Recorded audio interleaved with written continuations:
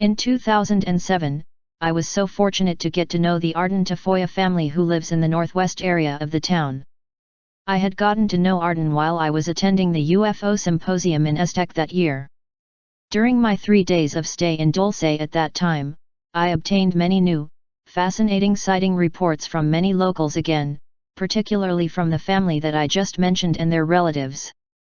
On my second day of stay in Dulce, this family invited me to their residence for a great meal. They had also invited their relatives who were willing to describe to me in detail many strange experiences they have had and even are having now. It was assuring to know that the family that I befriended were immediate relatives of high officials of the Jicarilla Apache tribe. Arden was one of the sons of the late Raleigh Tafoya, a highly respected, longtime police chief of Dulce. Way before Hoyt Velarde, who later became the director of public safety and who detained us in 1990 when I brought a Japanese TV crew to Dulce.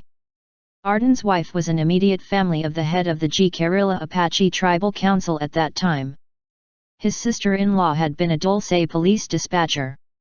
My friend's wife told me of an incident whereby a huge, silent delta-shaped dark object emitting extremely bright lights slowly passed over a group of 50 to 75 people, all their relatives, on a mesa where they were celebrating a traditional Jicarilla Apache feast called the Coming Out Feast, a celebration for young boys and girls, similar to the Spanish Quinceañera celebration.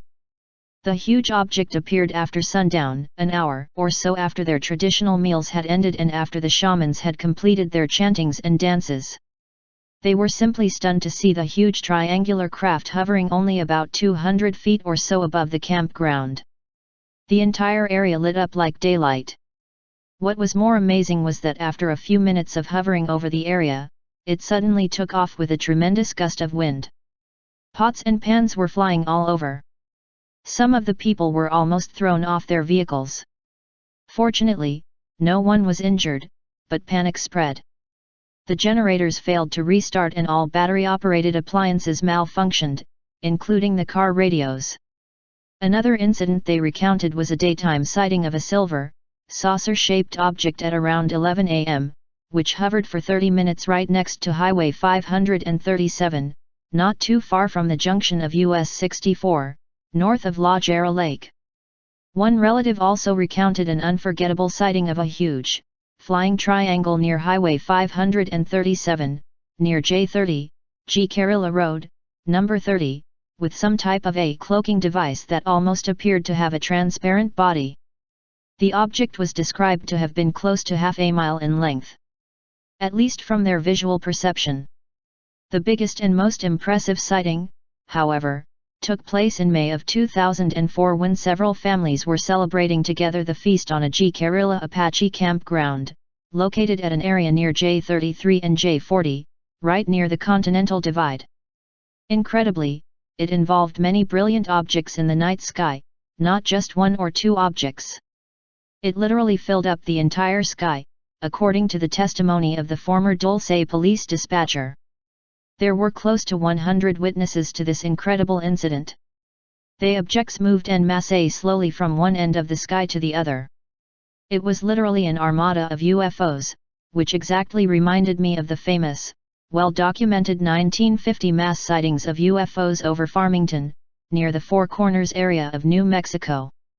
What was particularly fascinating about this sighting was that everyone also saw a small fleet of military helicopters which seemed to follow the objects. Again, car radios went dead all through the sighting. An interesting point is that many of the appearances of UFOs seem to coincide with various feasts taking place in the Jicarilla Apache Reservation. Were they attracted to the Jicarilla feasts? Last but not the least of the impressive Dulce sightings involved a Jicarilla Apache Forest Service ranger who witnessed a craft of some kind enter the east side of the Archuleta Mesa through several large rocks that appeared to open, almost like a door, and in went the craft into the side of the mesa. He excitedly reported this sighting live on his microphone while he was communicating on his radio with the Forest Service station across the south side of Dulce. The ranger was stationed at the top of the Archuleta Mesa in the lookout building next to the radio communications tower. This took place a few years after a big fire destroyed many of the trees on and around the mesa. What is still strange about the aftermath of the fire, which they say, happened about 18 years ago, is the fact that all attempts for the reforestation have so far failed on and around the Archuleta Mesa. The trees just don't seem to grow for some strange reason or other. What is my conclusion to all these recent sightings in Dulce? These were all first-hand eyewitnesses to the events. Without doubt, I cannot help but believe that they all saw what they described to have seen. What it was that they actually saw is the question I cannot answer. There is no other logical explanation.